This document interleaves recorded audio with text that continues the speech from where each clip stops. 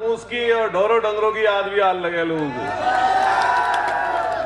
मैं आदरणीय अध्यक्ष जी का धन्यवाद करूंगा।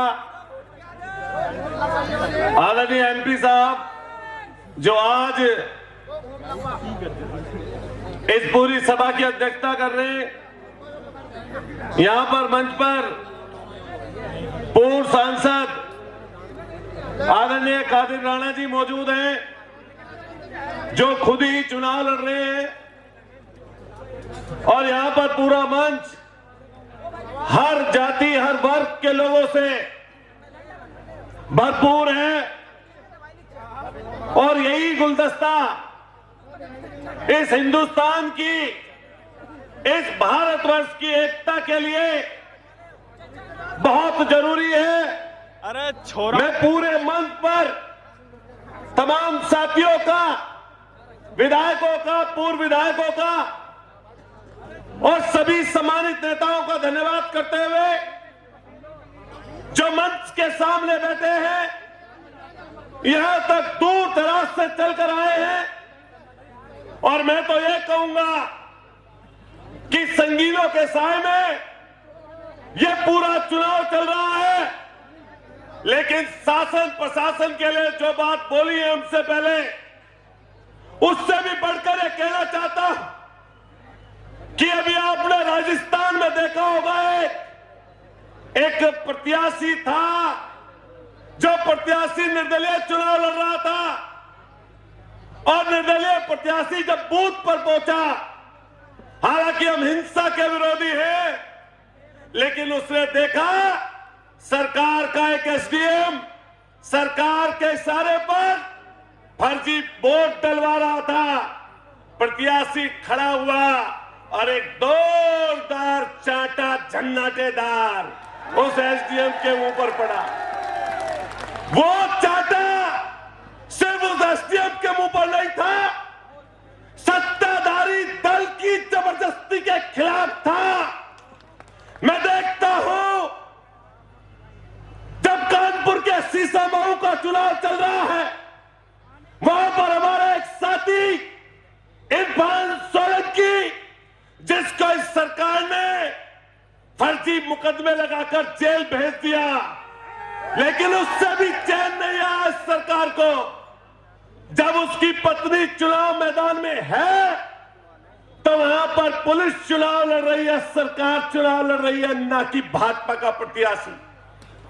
और किसी जगह चले जाओ, किसी जगह गाजियाबाद से लेकर करन से लेकर मिर्जापुर तक यही हाल आप लोगों ने 2024 में किया था और अपना हश्र देख लिया। ये जनता है, जब उठ खड़ी होती है, अच्छे अच्छों का दिमाग दुरुस्त कर देती है। इसलिए ध्यान रखना, ये सरकारें आती और जाती रहती हैं। हमारे नेता माननीय अखिलेश यादव जी ने कहा है, जो इस तरह की हरकत करता रहे उसका नाम नोट करते जाइए, और 2027 में जैसे ही सरकार बदलेगी, इन लोकतंत्र के हत्यारों को सजा देने का काम समाजवादी पार्टी के नेता और समाजवादी पार्टी करेगी। ए पत्रकार साथियों, आप लगातार देख रहे होंगे कि एक हमारी प्रत्याशी जो महिला है, उसके ऊपर मुकदमा दर्ज कर दिया। इनके लोग गाड़ियों का काफिला लेकर घूम रहे हैं जगह जगह। आपकी हिम्मत किसी की नहीं होती कि उनको पकड़कर उनके ऊपर मुकदमा दर्ज कर दो। लेकिन ये ध्यान रखना, आज सारी जातियां इकट्ठी हो गई हैं, और जब सारी जातियां इकट्ठी हो जाती हैं तो एक एक का दिमाग दुरुस्त करने का काम करती हैं। मैं आप साथियों कहना चाहता हूं, हर जाति का व्यक्ति बोल रहा है, लेकिन जिसको आपने 2022 में एमएलए बनाया, ये बच्ची सैनी बैठे हैं यहां पर, खतौली में 3000 वोटों से चुनाव हारे थे, खतौली में। लेकिन अखिलेश यादव जी का वादा देखिए, हमारे नेता का वादा देखिए, और हमारे मरहूम अमर रहने वाले नेताजी का वादा देखिए कि उसी व्यक्ति को सिर्फ वादे के अनुरूप खतौली से 25 सैनिक का टिकट काटकर उनको चुनाव लड़ा दिया। चुनाव हार गए वो, और हारने के बाद जब यह पता चला कि कहां से जीत सकते हो, कि मीरापुर की सीट से माननीय अखिलेश यादव जी ने सिंबल दिया साइकिल का, और साइकिल का सिंबल लेकर आए जो 2022 में यहां से जीते थे। साइकिल का सिंबल लेकर आ गए। आने के बाद जब साइकिल के सिंबल पर लगा कि ज्यादा वोट प्लस नहीं हो रही, लगा कि हार ना जाओ, तो फिर अखिलेश यादव जी के पास गए, कहा कि नल का सिंबल दिलवा दो। देखिए हमारे नेता का दिल। फिर उन्होंने कहा, माननीय लोकदल के नेता को कहा कि सिंबल दे दो नल का सिंबल लेकर आए, और 1,40,000 वोटों ने एक एक वोट वही लगाया, और 22 में उसी व्यक्ति को चुनाव जिता दिया। मैं आज कहना चाहता हूं, एक बड़े मत से हर एक जाति के लोगों के साथ साथ मैंने हर गांव में गुजरों में गया, आप लोग भी गए, हमारे और कई लोग बैठे, उधर लंगला खेपट से लेकर, कुतुबपुर से लेकर, भूम्बा से लेकर, सोपरी से लेकर, जड़वट से लेकर, कटिया से लेकर, रसूलपुर से लेकर, और आपके जितने गांव यहां आसपास है, सब में जाने का काम किया। हर एक व्यक्ति घूम रहा है। मैं आपको वादा देता हूं, मैंने हर घर में ये बात कही, हर गांव में ये बात कही कि आप ध्यान रखना, अगर लेना जानते हो तो देना भी जानो। जब 22 में एक एक वोट 1,40,000 मुसलमानों ने आपको डाली, तो आज आपका कर्तव्य बनता है कि एक एक वोट साइकिल के निशान पर सुम्बुल राणा को देने का काम करना, सुम्बुल राणा को देना। और मैं आपसे वादा करके जाता हूं कि हम और हमारे जितने साथी हैं, कोशिश करेंगे कि 20 तारीख को एक एक वोट साइकिल के निशान पर जाए। ए नौजवान साथियों, ए बड़े बुजुर्गों, ए माताओं बहनों, मैं आप सबसे बात कहूंगा। मैंने मुख्यमंत्री का यहां भी भाषण सुना, हमने मुख्यमंत्री का शीशा मऊ का भाषण सुना, हमने गाजियाबाद का भाषण सुना, क्योंकि मुख्यमंत्री का पद बड़ा होता है। और कई बार लोग कहते हैं सम्मान की भाषा ना बोली जाए, लेकिन सम्मान करने वाले का ही किया जाता है और दूसरे का नहीं किया जाता। हर किसी का सम्मान नहीं किया जाता। आप भाषा देखिए मुख्यमंत्री की, एक संवैधानिक पद पर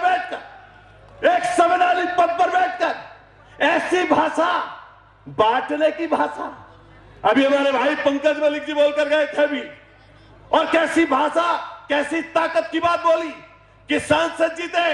लेकिन ये आपके सामने आपका भाई खड़ा है, जो यही कव्वाल में दंगा करने वाले थे, जिनका नाम इन्होंने लिया।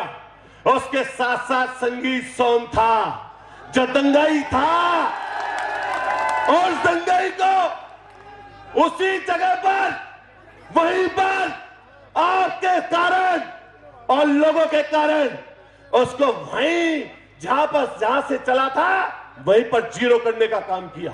ये जनता है, ये जनता है। तुम कितना ही बोल लो संवैधानिक पद पर बैठकर कि जुड़ोगे, बटोगे, कटोगे, यही नारे हैं तुम्हारे पास, बांटने के, फासला करने के, दूरी पैदा करने के, एक दूसरे को इधर उधर करने के। और 7-8 सालों में तुमने किया ही क्या? मजहबी बात बोलने के अलावा।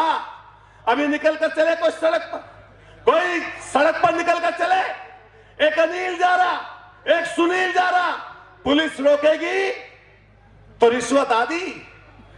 अगर आगे बढ़ेगा, आगे निकले तो कोई कासिम मिल गया, कोई सलीम मिल गया, तो रिश्वत दुगनी। बात सही है गलत है? इनकाउंटर, फर्जी इनकाउंटर, ऐसे इनकाउंटर, अरे शर्म नहीं आती? अब तो बुलडोजर पर सुप्रीम कोर्ट ने बोल दिया कि एक घर में एक व्यक्ति नहीं रहता, पूरा परिवार रहता है। बेटी भी रहती है, मां भी रहती है, पिता भी रहता है, दादा भी रहता है, दादी भी रहती है।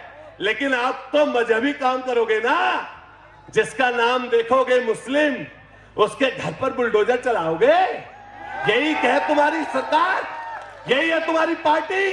अगर इनकाउंटर उठाकर देख लो, और कस्टडी में मौत उठाकर देख लो, इनका निशाना पुलिस वालों का कहीं नहीं लगता, घुटने के पास, इन्हीं बेचारों के पास यही चीज है, हाफ इनकाउंटर। अरे सलीम के नाम पर, सलीम के नाम पर, अलीम के नाम पर, यही इस तरह के, इसी तरह के इनकाउंटर, यही काम है।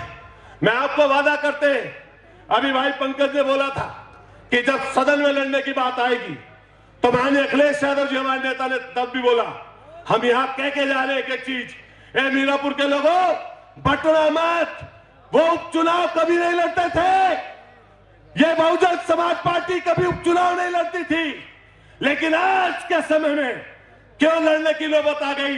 इन्हें पता था कि समाजवादी पार्टी भारतीय जनता पार्टी को हराने जा रही है, इसलिए उसकी मदद में खड़े हो गए ये लोग। मैं फिर कहूंगा, ए बैरिस्टर महोदय, आपको अगर लगता हो कि आपका प्रत्याशी कहीं फाइट में है, मैं कहना चाहता हूं बराबर के सांसद को, आपको लगता है कि आपका प्रत्याशी कहीं है लड़ाई में, अरे बहन जी, आपको लगता है कि आप लड़ रहे हो भाजपा से या सपा से, बता दीजिए। लेकिन यहां ध्यान रखना, ए नौजवानों, बड़े बुजुर्गों, एक भी वोट 20 तारीख को बटने ना पाए, जुड़कर वोट डालना, 36 बिरादरियां जुड़कर वोट डालना। अपनी बात खत्म करते हुए कहना चाहता हूं,